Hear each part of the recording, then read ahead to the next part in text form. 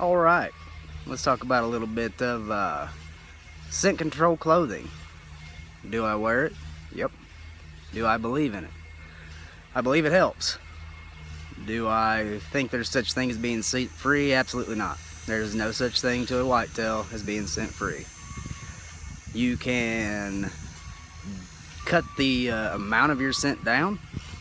I think you can make your scent smell older, like maybe it's not quite as fresh as walking in that morning, but they know you're there.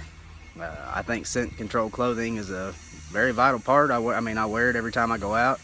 I do believe it'll buy you a few extra steps to get the shot when you need it. I've seen it work too many times not to. Sorry about that. I do not think that you can't live without it. You know, if you play the wind, you got to play the wind. That's the secret. Everybody wants to say there are no secrets. That's the one. Until people figure that out, you know, they kill some deer, but it's nothing. It's not consecutive.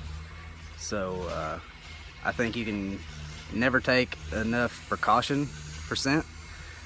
Whenever season rolls around and it's in the heat of getting in bedroom areas, and you're going in the stands that you save for that right time of year, I don't take anything but scent-free showers no matter what I'm doing, if I'm hunting that day or not. I don't wear cologne starting in September. I only do the minimal that's necessary as far as going in and out of my hunting spots at that time. I like to get everything done through the summer when their guards let down a little bit. Once they start to shed that velvet, the guard goes back up. I think you can get away with certain times of year passing through, and they get a whiff. They're thinking, all right, he's been here, but I'll skirt it a little bit for a few days and see if he comes back.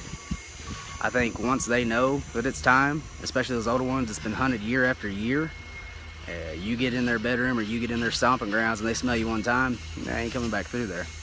You just will find somewhere else. So, unless a hot doe runs by, then everything's out the window, because they're pretty stupid whenever a hot doe's in front of them. Other than that, you can never. There's no such thing as being too cautious. I got a ozone generator for my truck. I try to kill all the scent in there and get dressed once I get out in the field. Take a scent shower in the morning and in the evening. I'll tell you what, say what you want, but there's something to be said for soaking in a tub full of scent-free soap. I promise you, especially when, if you got a lot of facial hair, it holds scent. So you sub that up with a conditioner, let her soak for a while, it helps. It can't hurt. I think there's some things out there on the market that can help you. I think there's some things out there on the market that can hurt you.